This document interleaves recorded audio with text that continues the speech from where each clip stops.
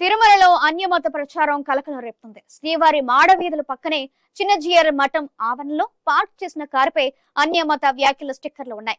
AP 21 AZ 3334 number కారుపై Bible వ్యాఖ్యలు ఉన్నాయి. ఈ అంశంపై విజిలెన్స్ సిబ్బంది నిర్లక్ష్యంపై భక్తులు ఆగ్రహం వ్యక్తం చేస్తున్నారు.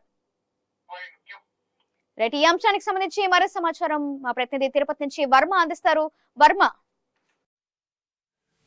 సుధాత్రి, తిరుమలలో మరోసారి అన్యమత ప్రచారం కలకలం రేపింది. శ్రీవారి ఆలయ మాడ వీధులు పక్కనే ఉన్న చిన్నజీయర్ మఠం ఆవరణలో బైబిల్ సూక్తులతో ఉన్న ఒక స్కార్పియో కారు పార్క్ చేస్తుంది.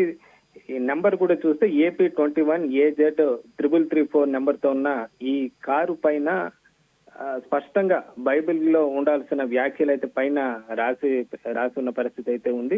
విజిలెన్స్ సిబ్బంది నిర్లక్ష్యంతోనే ఈ కారు తిరుపతి నుంచి తిరుమలకు వచ్చినట్లుగా కూడా భక్తులు ఆగ్రహం వ్యక్తం చేస్తున్నారు. సాధారణంగా అలిపిరి చెక్ పోస్ట్ దగ్గరే అన్యమత స్టిక్కర్లు కానీ ఇతర ఏదైనా రాజకీయ పార్టీకి సంబంధించిన స్టిక్కర్లు కానీ ఉంటే వాటిని తొలగించి పైకి పంపించాల్సి ఉంటుంది. అయితే ఈ కారు ఏ విధంగా పైకి వచ్చింది అనేది ఇప్పుడు ప్రశ్నార్థకంగా మారుతుంది.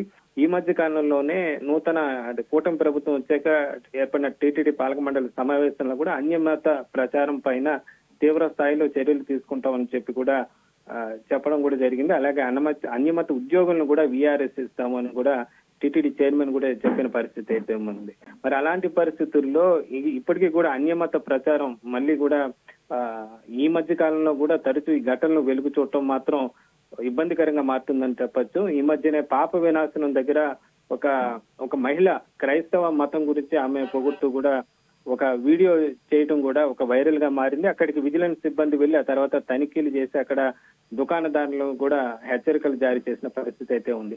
అయితే ఈలోపు ఈ రోజు చూస్తే ఇక్కడ ఏకంగా శ్రీవారి ఆలయం పక్కనే మాడ వీధి పక్కనే ఈ విధంగా అన్యమత ప్రచార స్టిక్కర్లతో ఉన్న ఈ కారు పార్క్ చేస్తుండడం, ఈ కారు ఎవరిదనేది కూడా ప్రస్తుతం ప్రశ్నార్థకంగా ఉంది. దీనిపైన ఇప్పటికే అక్కడ భక్తుల ఫిర్యాదుతో దీనిపైన విజిలెన్స్ సిబ్బంది అయితే దీన్ని పరిశీలిస్తున్నారు. దీనిపైన పోలీసులు కూడా కంప్లైంట్ చేసే పరిస్థితి అయితే ఉన్నట్లుగా తెలుస్తుంది.